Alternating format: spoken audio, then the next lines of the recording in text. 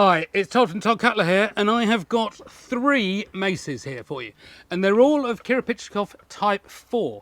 So I'm going to put 2 of them down, and we're going to talk about this one.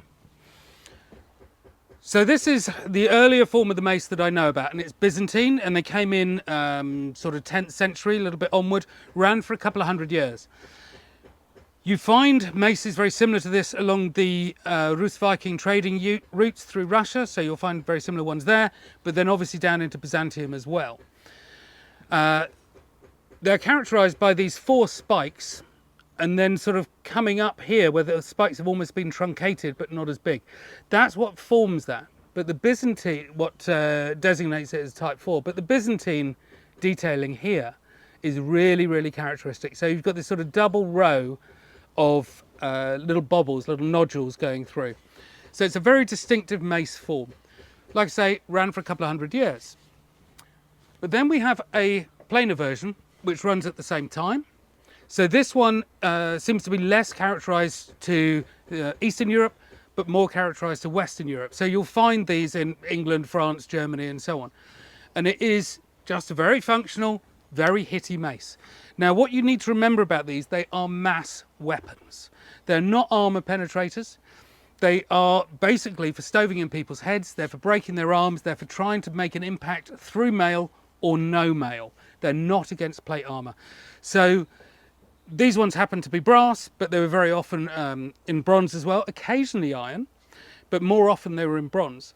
And it doesn't matter if they dull off a little bit, because it's not about the spike itself. That just becomes a force concentrator that when you hit something, all of your energy is put onto that point. And if that point is 1 millimeter or 2 millimeter or rounded off a bit more, it just doesn't matter, because it's all going through chainmail anyway, or bit of clothing or whatever it may be. So that's the mass weapon side. And then we have a slightly later version of exactly the same sort of thing. So again, this has been stylized a little bit more. The points now, and it's a much bulkier, but the points now are slightly hollowed. And again, you see this in both bronze and you see it in iron versions. Sometimes you have a little collar on the bottom here. This one doesn't have it.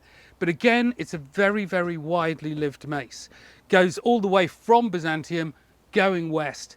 I don't know if it ever got as far as Ireland, but you certainly find these in England. You certainly find them up into Scandinavia. And there's one of the Visby graves that has a very, very similar mace head to this in it.